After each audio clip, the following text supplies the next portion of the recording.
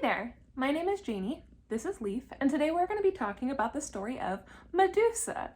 And hopefully you find the purring very calming because I doubt it's going to stop in this entire story. So, before we begin, just know that I am not an expert in this, nor am I pulling from only one source. As a storyteller, I'm pulling from a bunch of different sources to make one cohesive story.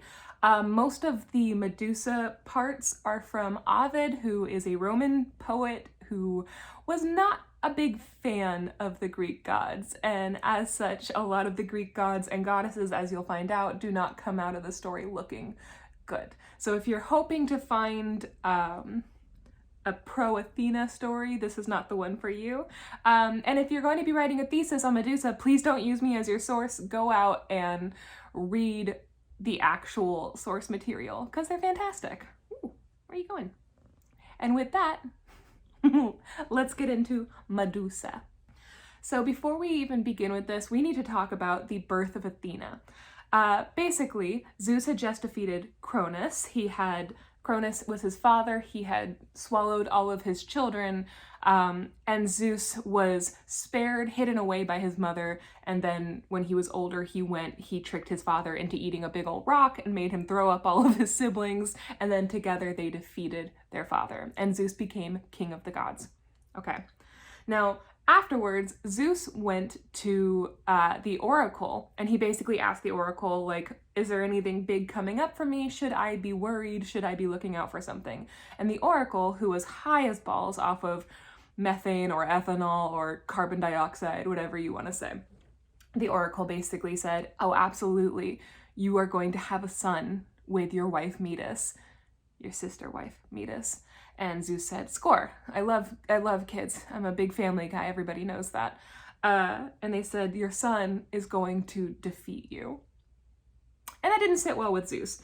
Now, he didn't want to swallow his son the way that Cronus had swallowed all of his siblings, right? Because that would just be repeating history. That's not cool. You shouldn't swallow your children. So he decided to swallow his wife instead. He said, my wife is still pregnant. I can kill two birds with one stone, get rid of Metis, and get rid of the son that is so-called like going to defeat me.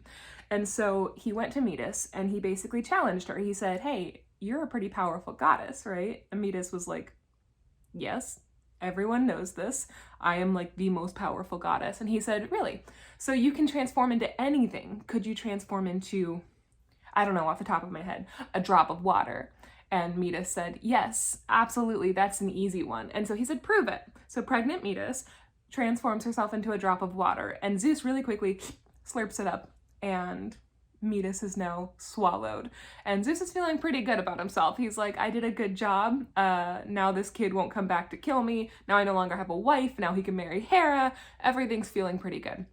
And weirdly enough, after he swallows Metis, he starts to act a lot different. Suddenly, Zeus is very calm and he is rational for the first time ever. And he's thinking about things before he does them. And everyone's like, we like this Zeus. This is not a bad Zeus. And so everybody's feeling pretty good about it. And he's feeling for the first time ever like he's a very stable leader. And there's kind of peace and harmony in Olympus for a little while. But Zeus starts getting headaches. Horrible headaches. And not only are the headaches real, but he's starting to get this big bump on his head too. And at first it starts off as like a little goose egg, like maybe he knocked his head on a cabinet or something. But more and more, it's getting bigger and bigger until it's so large that he can't even lift his head up. It's the size of a full-grown person. And it hurts so bad. If I let him go, he's just going to destroy things. And it hurts so bad that he decides he needs to tell Hephaestus to open up his head. So he goes to Hephaestus, he says, please just split my head open, I need to get this out of me. So Hephaestus doesn't need to be asked twice to hit Zeus in the head with a big old axe, and he does that. And when he splits open Zeus's big head bump, out pops Athena, fully formed Athena, because it turns out Metis was not pregnant with just a son. She was pregnant with twins, and Athena was the girl twin. And she comes out and she is rational and wise, and it turns out all of that good decision making was coming straight from Athena herself. So everybody's really excited about this. Zeus is absolutely pumped. He loves having this daughter. Immediately she is proclaimed the goddess of warcraft, and of course, Ares hears this and he says, we already have a god of war. What is this? And everybody's like, shut up, Ares. We hate you. You're the worst part of war. Yeah, that's right.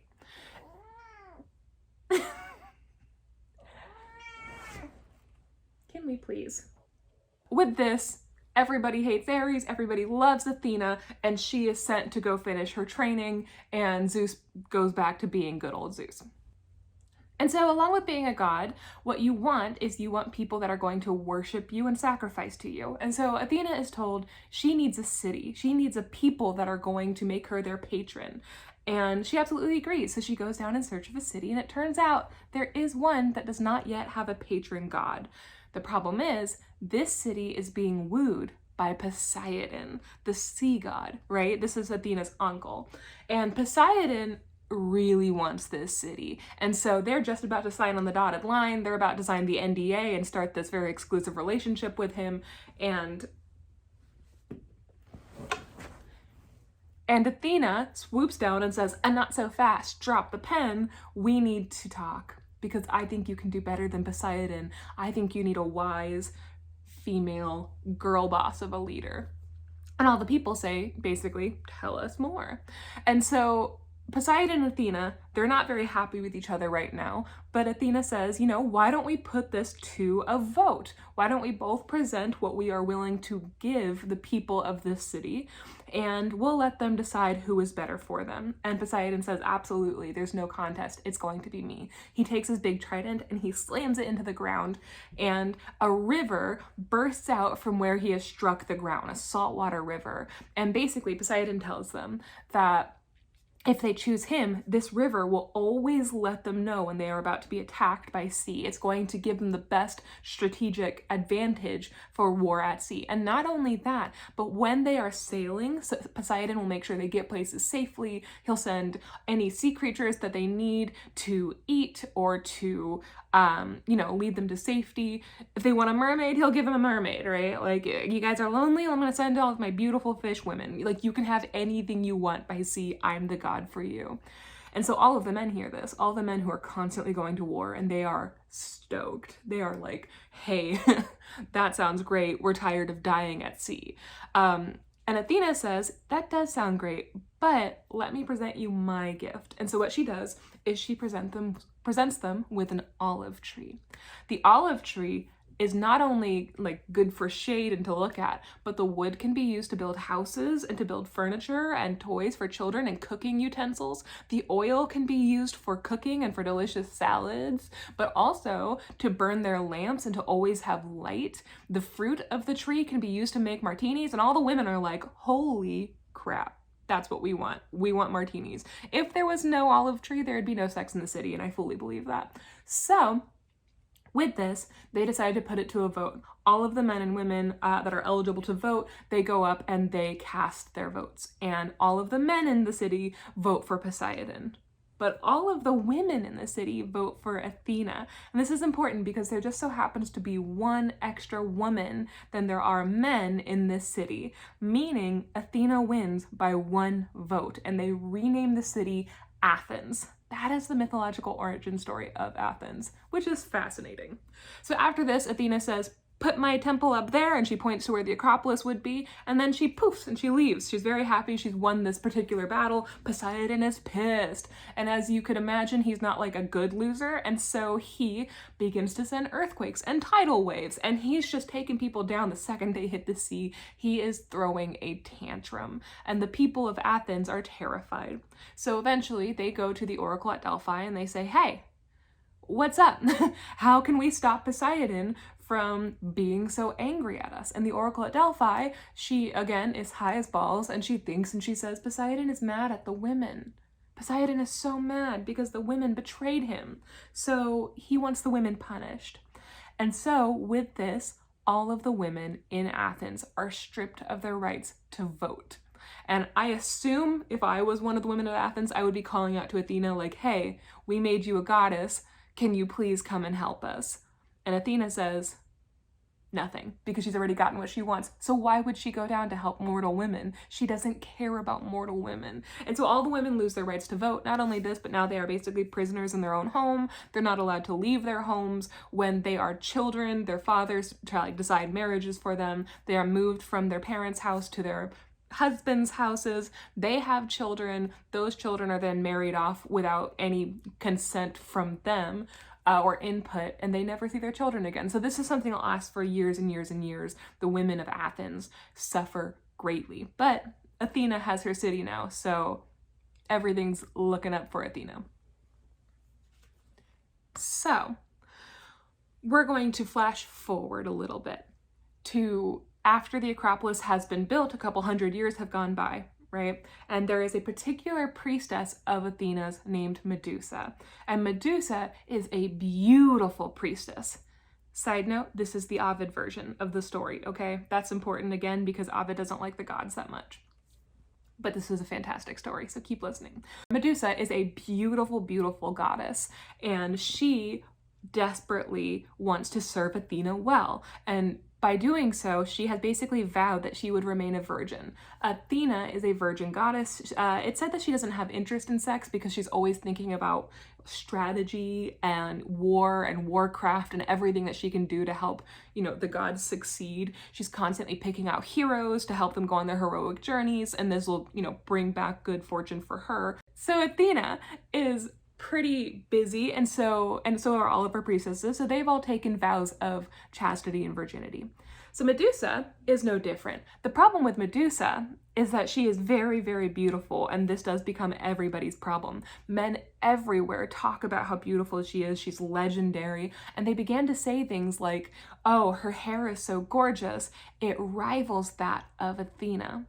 Now, we don't get a lot of physical descriptions of Athena. In mythology, they don't focus on how she looks, and that's kind of out of respect, right? She's a goddess of strategy. She's not interested in her looks.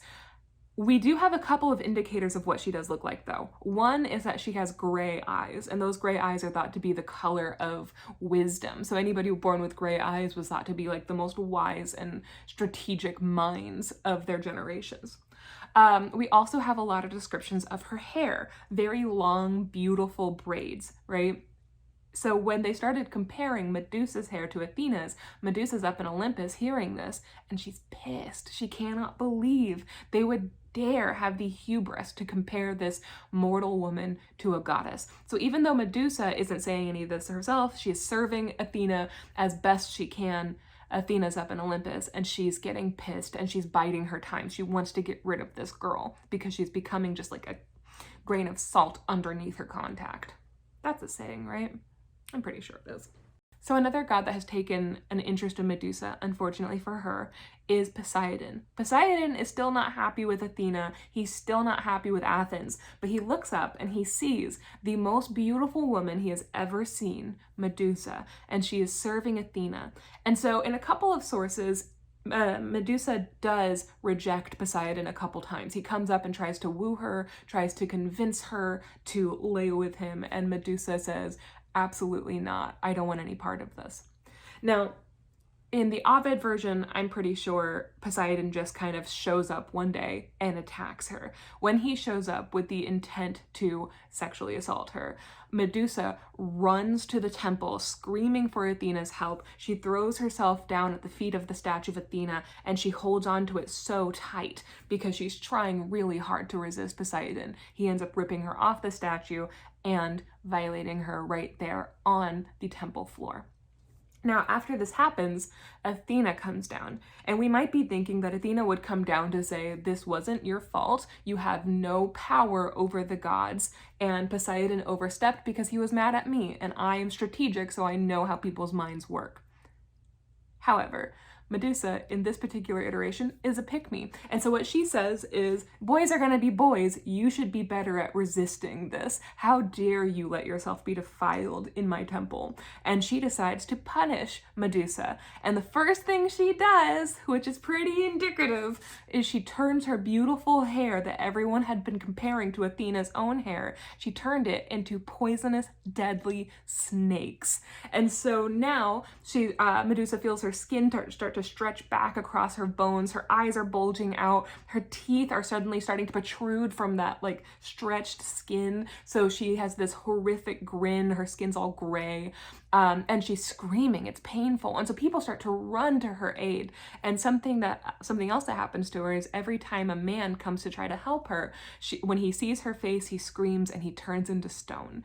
And so now Athena has not only robbed Medusa of her beauty, has not only basically like made her look dead and horrific, but she's also made it so nobody can get close to her without turning to stone. And so Medusa has no choice. She is exiled. She is put on her own island and she lives alone. So after all of these traumatic things, Athena has also condemned her to live on her own with no help from human society at all.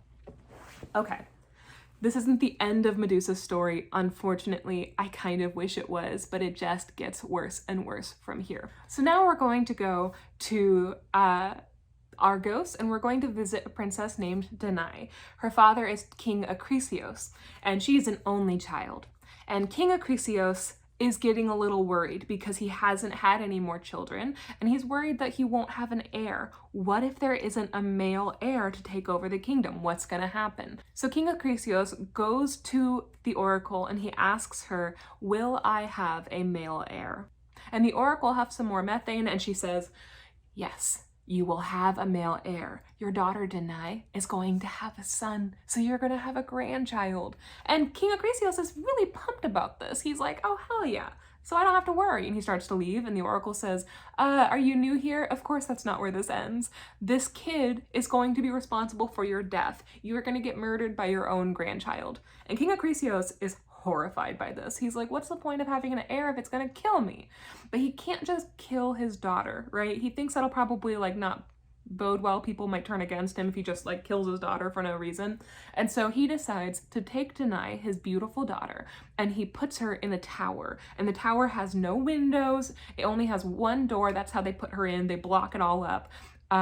He posts guards on the outside and he says, nobody goes in or out, but I want you to tell me when my daughter dies. And so he's not technically killing her, like he's not executing her. He's just letting her starve to death in a dark, empty tower. So, good dad.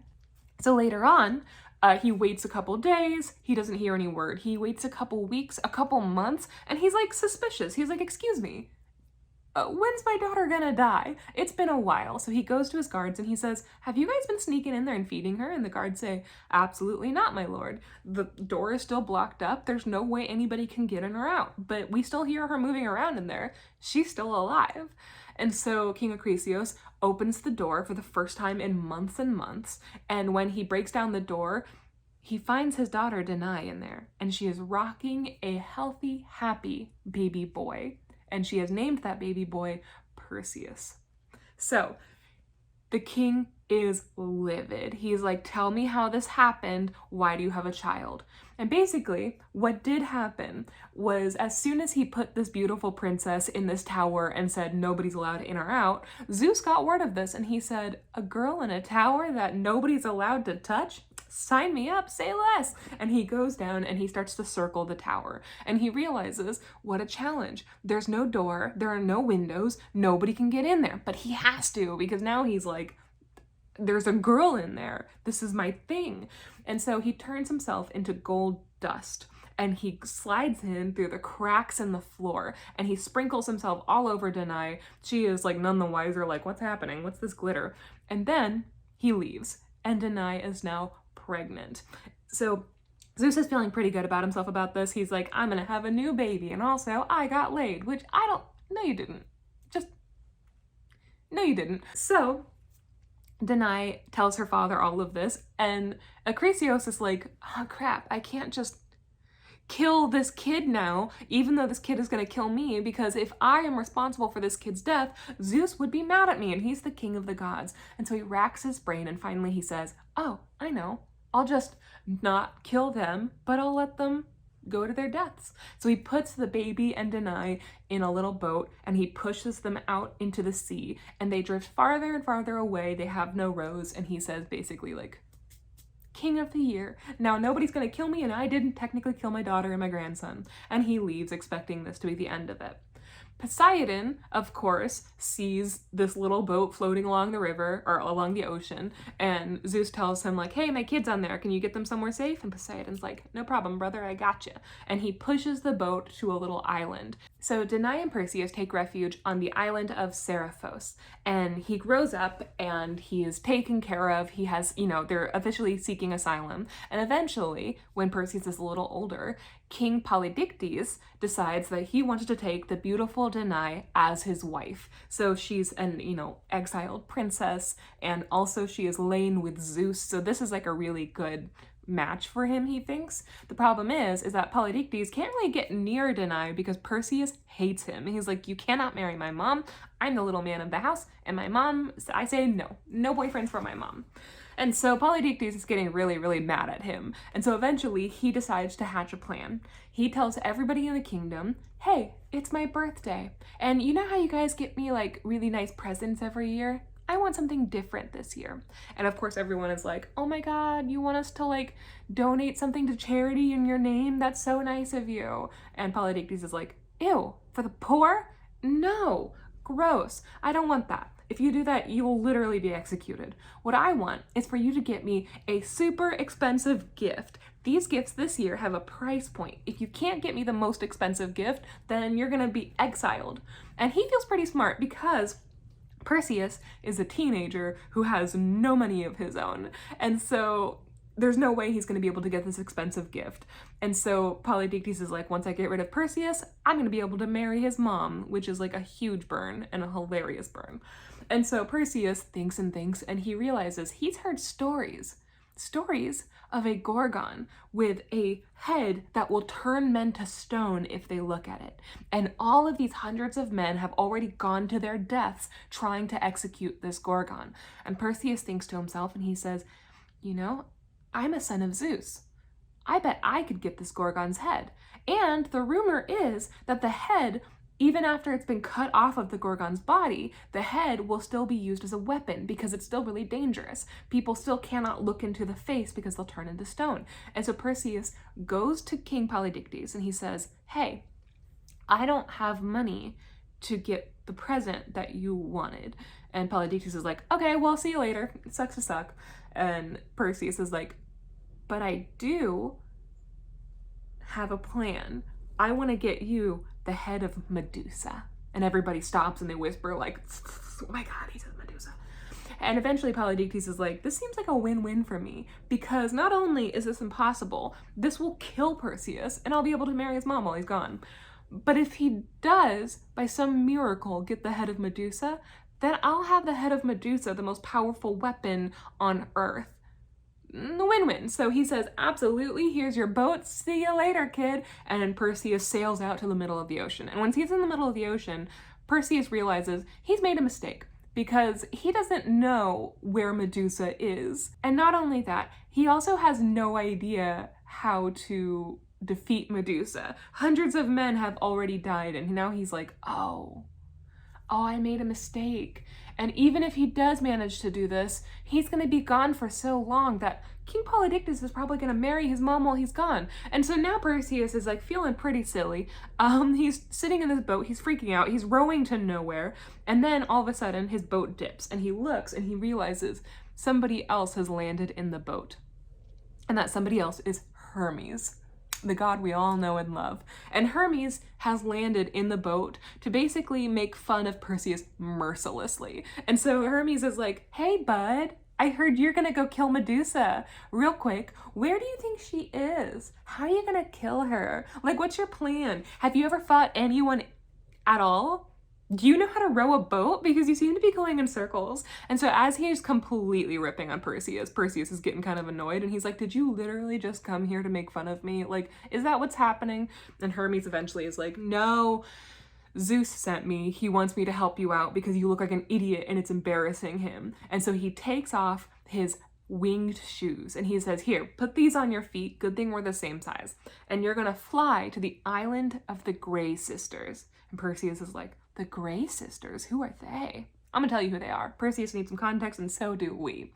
So the Grey Sisters are 3 old, decrepit, ladies, and they were born with one eye between the three of them, and they pop it out and they give it to each other when they want to see. They take turns. So you might be thinking, this sounds really familiar. Isn't this the Fates? It's not, but your brain thinks that because of the Disney movie Hercules. So in Hercules, they took the Grey sisters, what they look like and how they act, and they attributed those physical attributes to the Fates. And so they meshed them into one kind of entity, which I think was a really fun idea. Since Hercules is not to be taken as source material, since you're not to be using Hercules as your thesis, you absolutely are able to take those characters and mesh them together. That was the most fun part of Hercules for me. So very fun. However, in this particular story, the Grey sisters are on their own. They're living on an island. Now, they have been described as being old and decrepit since birth, and I think that's why they decided to live alone on an island, because rude. Like, imagine being born and everyone's like, ew, look at that old lady. She's decrepit. She only has one eye. Ugh, I hate her and all her sisters. Like, of course you want to live on your own. Like, that's really rude. So Hermes tells him, go to the Grey sisters. The Grey sisters know where you can find these weapons that you need to defeat Medusa. The problem is that the weapons aren't with the Grey sisters. They are with these really sexy nymphs who are in charge of basically holding on to these weapons, but nobody knows where the nymphs are. Even the gods are kind of like, they have a hard time finding the nymphs.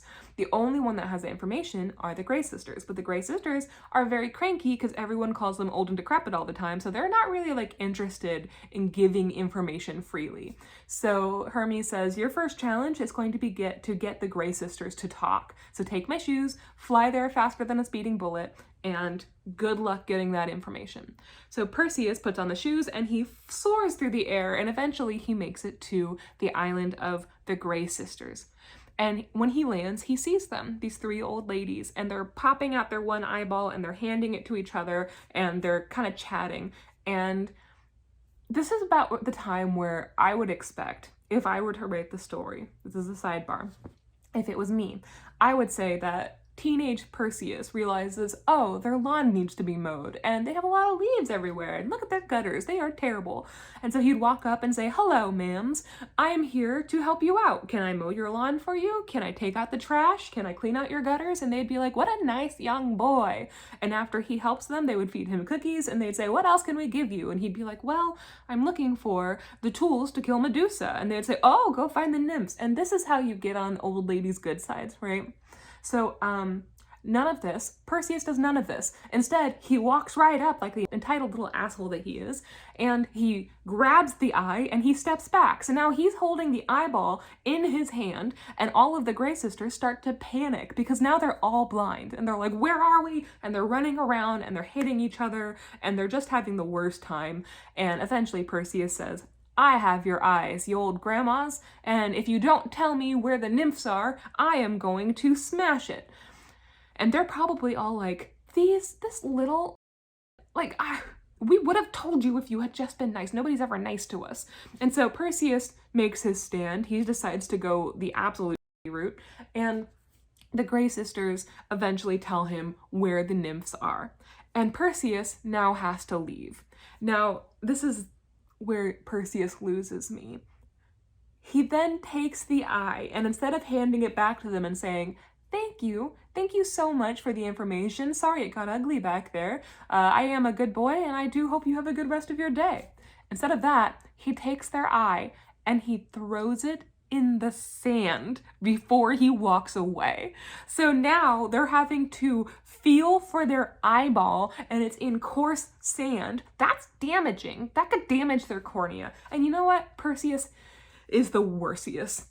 So Perseus now gets on his winged shoes and he flies in the direction where the sexy, sexy nymphs are. Side note, I say they're sexy because nymphs are always sexy, but why not? So Perseus goes and he lands on the island of the nymphs. They are surprised to see him. They're like, oh boy. And they immediately kind of flock all over him and they're fawning, they're cooing. And so he has a really good time with these nymphs for a while. And eventually he's like, oh yeah, I had a thing. Oh, my mom, I have to get back because my mom's going to be forced to marry this king. Hey, girls, I'm looking for some weapons to kill Medusa. And the nymphs are like, oh, we have weapons. Weird, so coincidental. Yeah, we can give you weapons, sure. And so they take him to their weapons cave and they hand him 3 weapons. One, they hand him the sword of Zeus. And they say, this is your father's sword.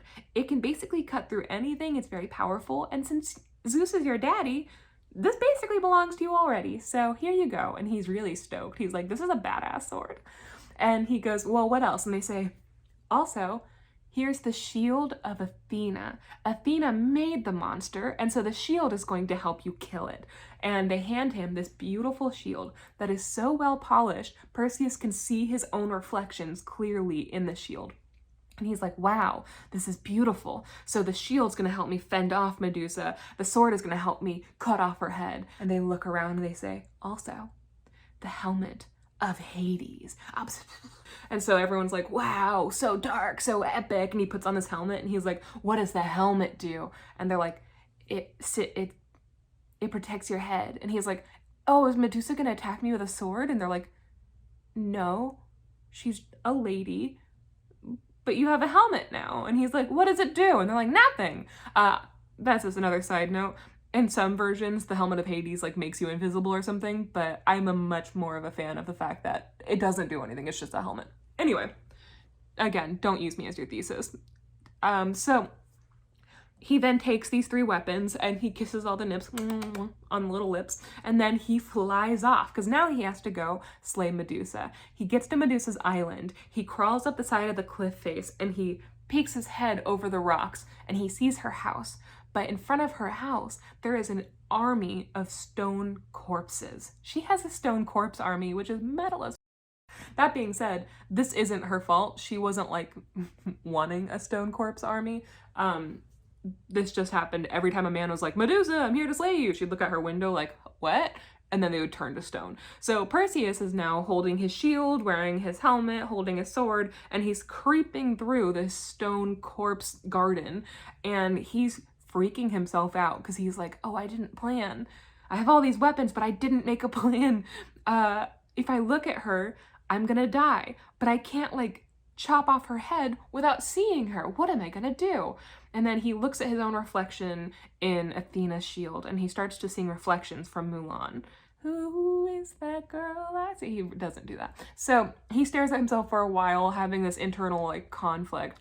And then he realizes, wait a minute, what if I just walk backwards? And so he turns around, he uses Athena's shield as a mirror, and he walks backwards into Medusa's house. And when he gets into her house, he sees the Gorgon Medusa, that evil monster that turns men into stone, who cannot be defeated. She is sleeping in her bed because she's just a lady. And so he creeps in and he's like, oh, there she is. When I tell this story later, I'm going to tell them that she attacked me. And he creeps up.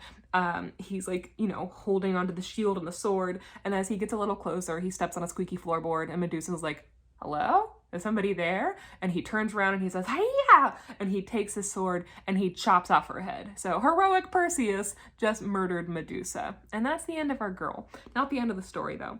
So he then takes the head, still closing his eyes, and he pushes the head, like, you know, puts it into a like brown paper sack and he rolls it up like deli style, like he's carrying a peanut butter and jelly sandwich to school. And then he gets on his winged shoes again and he flies off holding the head of Medusa in this brown paper bag. Now, because Medusa's head was just recently cut off, the blood is dripping down onto the ground, and everywhere the blood drips, it turns into poisonous snakes.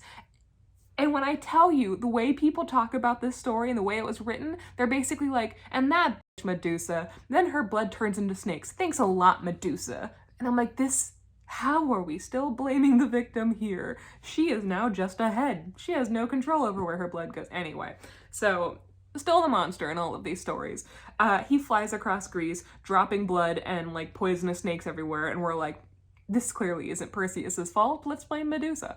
He gets to the island where his mother is, and he sees that he is just in time to crash the wedding between Polydectes and Danae. Right? Now, thinking that Perseus was dead or that he wouldn't come back, they had actually invited Danae's father. And so he's sitting there and he's like, you know, pretty proud. He's like, wow, my daughter's marrying a king. What a good alliance. I'm a good dad. And Danae's like, hey, I don't want to do this. This is terrible. How come I have just no choice? Because my teenage son is gone? How does that make sense? And so they're in the middle of this wedding. Perseus lands on his, like, stops flying. He lands, he grabs the head of Medusa, pulls it out, and he says, King, I have your birthday present. Happy birthday! And he holds up the head of Medusa. Both of the kings, so Polydectes and also Perseus, his grandfather, they both turn to look, and they see the head of Medusa. They both scream in horror and turn into stone almost instantly. Now, again, the head of Medusa doesn't kill women, so Danae is also looking at it like, she was hot. And that's it. Nothing happens to her. Perseus shoves it back into the bag. He runs. He embraces his mom. He saved her from this little wedding. Now her dad is dead. I'm guessing she gets all his money. I don't know how, like, ancient inheritance laws work. She probably gets nothing.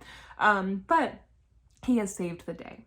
Now they have the head of Medusa, and men everywhere want it. They are offering Perseus money and fame and titles and kingdoms. Like, they really want this weapon. But Perseus doesn't feel right giving this to a mortal man. So he goes to Athena and he says, Athena, would you like the head of Medusa?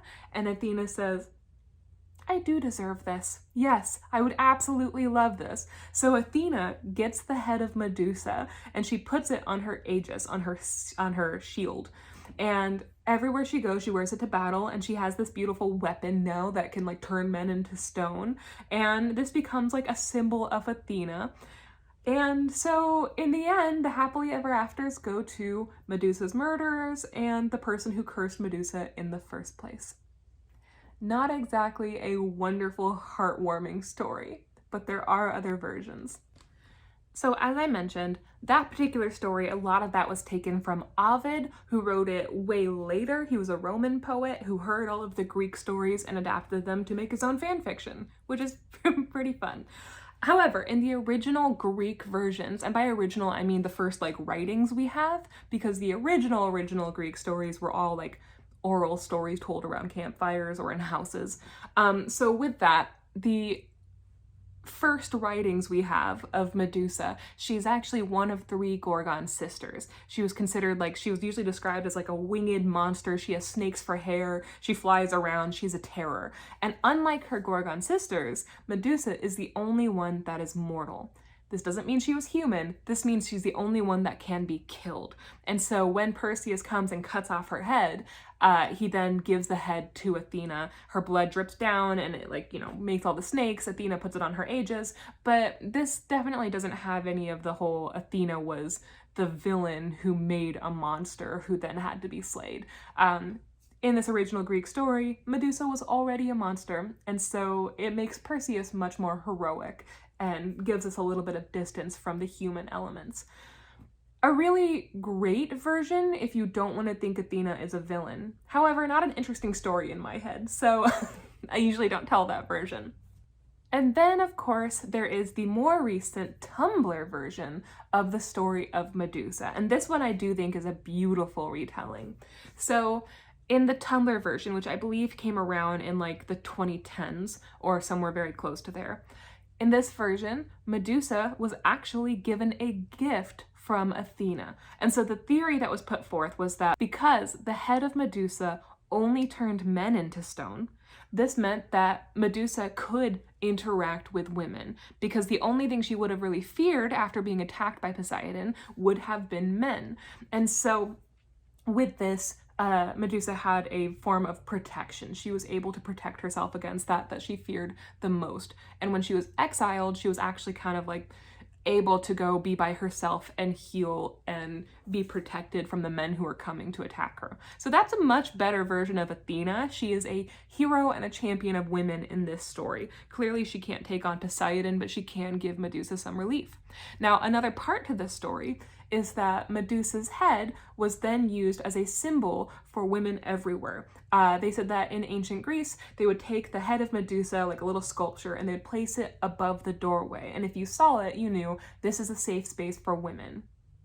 However, this, as much of a beautiful story as this is still just a theory and a story. And the actual truth is that if you saw the head of Medusa above a door, it meant it was a safe place for all.